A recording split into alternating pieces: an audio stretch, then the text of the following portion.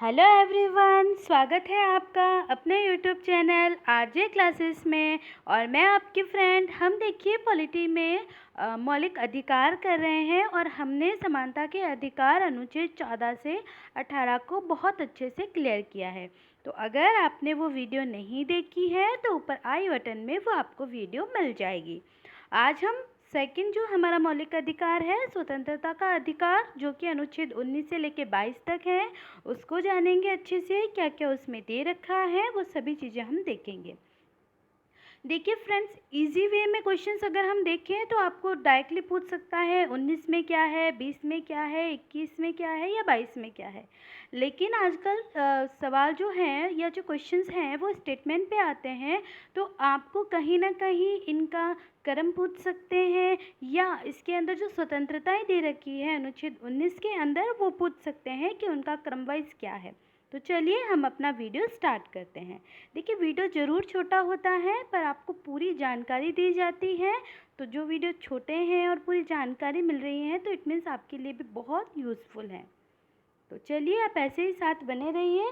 तो देखिए अनुच्छेद 19 के अंदर ये बताया गया है कि भारतीय नागरिकों को प्रदत्त कुछ स्वतंत्रता दी गई है। अब ये स्वतंत्रताएं कितनी है, इंडिपेंडेंस, ये 7 प्रकार की आपको स्वतंत्रताएं दे रखी है, लेकिन वर्तमान में अब ये 6 है।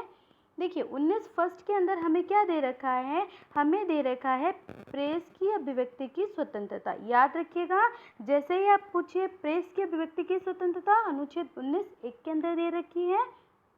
इसके अंदर आपको और क्या दे रखा है कि इसी के तहत देश के नागरिकों को राष्ट्रीय ध्वज फहराने की स्वतंत्रता दी गई है। याद रखिएगा, अनुच्छेद 1 प्रेस की स्वतंत्रता, साथ ही राष्ट्रीय ध्वज फहराने की स्वतंत्रता दे रखी है।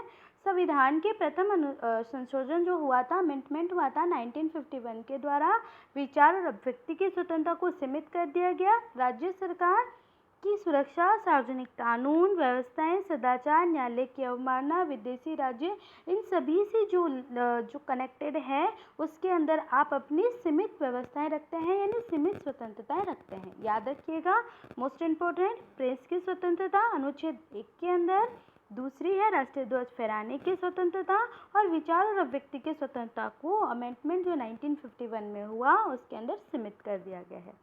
आगे हम बात करते हैं अनुच्छेद 19 के 2 के अंदर है, इसके अंदर है शांतिपूर्ण तथा बिना हथियार नागरिकों को सम्मेलन करने की स्वतंत्रता, जुलूस निकालने का अधिकार। याद रखिएगा, अब बिना अधिकार शांतिपूर्वक आप क्या कर सकते हैं, सम्मेलन कर सकते हैं, जुलूस निकाल सकते हैं, सार्वजनिक सुरक्षा और शांति व्यवस्था के हित में स्वतंत्रता को सीमित किया जा सकता है। यहाँ पे भी सीमित है, सीमित का मतलब मान लीजिए आपातकाल लग गया हो तो ये स्वतंत्रता आपसे छीन ली जाती है, एक बार उस पर पैन लग जाता है। याद रखिएगा, इसीलिए इसको सीमित किया जा सकता है, ये लाइन यहाँ पे दे रखी है।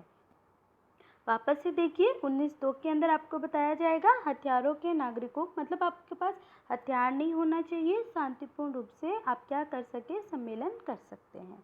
नेक्स्ट हम बात करते हैं अनुच्छेद 19(3) के अंदर कि भारतीय नागरिकों को संघ या संगठन बनाने की स्वतंत्रता दी गई है। आप क्या बना सकते हैं, संघ बना सकते हैं, संगठन बना सकते हैं, लेकिन सैनिकों को ऐसी किसी भी प्रकार की स्वतंत्रता नहीं है। आप भारतीय नागरिकों को संगठन बना सकते हैं, याद रखिएगा वो किसी भी प्रकार से संविधान के खिलाफ ना हो।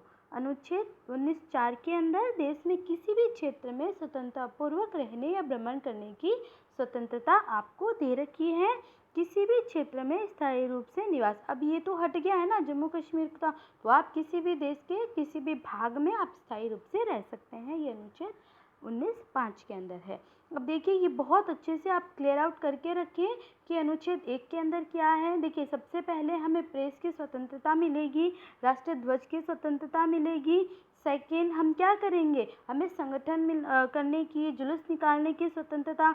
अब जब संगठन करने की स्वतंत्रता है तो 19(3) में हम संगठन बना सकते हैं, 19(4) के अंदर हम कहीं भी घूम सकते हैं, और 19(5) के अंदर हम स्थायी रूप से कहीं भी निवास कर सकते हैं भारत देश के अंदर।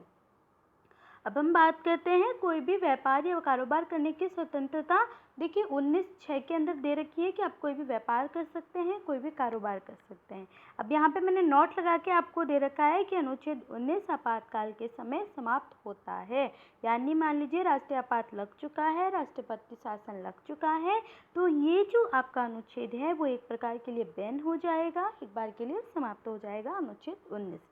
याद रखिएगा आप। अब हम आगे बढ़ते हैं अनुच्छेद 20 के अंदर। तो देखिए अनुच्छेद 20 जो है ये अपराध और दोष सिद्धि के संबंध में आपको संरक्षण प्रदान करता है।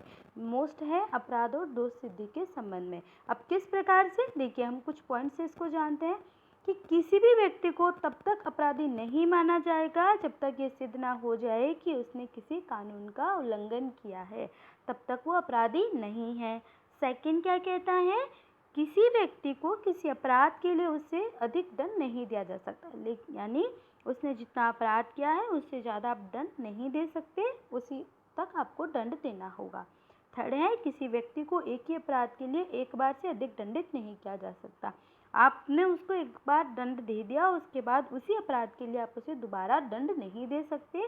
तो यही है अपराधों में दोष सिद्धि के संबंध में संरक्षण कि किस किस प्रकार से दंड दिया जा सकता है, कैसे दंड दिया जा सकता है, ये अनुच्छेद 20 हमें बताता है। नेक्स्ट देखें तो देखिए इसमें एक लाइन और है, किसी भी व्यक्ति को स्वयं अपने विरुद्ध गवाही देने या सबूत पेश करने के लिए बाध्य नहीं किया जा सकता। यानी किसी भी व्यक्ति को आप बाध्य करके अपने खिलाफ सबूत देने के लिए कहें, यह आप नहीं कर सकते। अब अनुच्छेद 21 देख लीजिए। देखिए अनुच्छेद 21 हमें कहता है किसी भी व्यक्ति को विधि द्वारा स्थापित प्रक्रिया के अतिरिक्त प्राण व दैहिक स्वतंत्रता से वंचित नहीं किया जा सकता।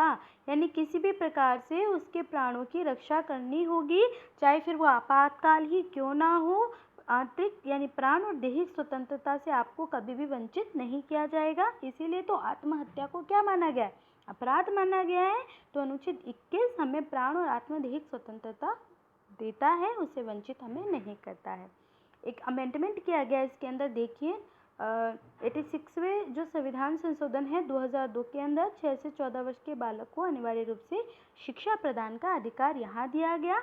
और इसके अंदर ये बताया गया कि अनुच्छेद 20 और 21 आपातकाल में भी लागू रहते हैं। याद रखिएगा, मैंने ऊपर आपको बताया है 19 आपातकाल के समय समाप्त हो जाता है, जबकि अनुच्छेद 20 और 21 आपातकाल के समय भी लागू रहते हैं। अब हम बात करें कि अनुच्छेद 22 क्या कहता है। निवारक निरोध अधिनियम, किसी व्यक्ति को गिरफ्तारी का कारण बताए बिना आप उसे गिरफ्तार नहीं कर सकते। ये अनुच्छेद 22 कहता है कि अगर आपने किसी को गिरफ्तार करना है, वारंट आपने सुना ही होगा, तो बिना किसी गिरफ्तारी के लिए आपको उसका पहले दोष बताना होगा, ये गिरफ्तारी का कारण देना होगा, तभी आप उसे गिरफ्तार कर सकते हैं। ये अनुच्छेद हमें 22 बताता है। तो आई होप कि आपको ये अनुच्छेद बहुत अच्छे से क्लियर हुए होंगे, क्योंकि मैंने बहुत अच्छे से आपको इसको डिटेल्स में बताया है। तो आज के लिए इतना ही।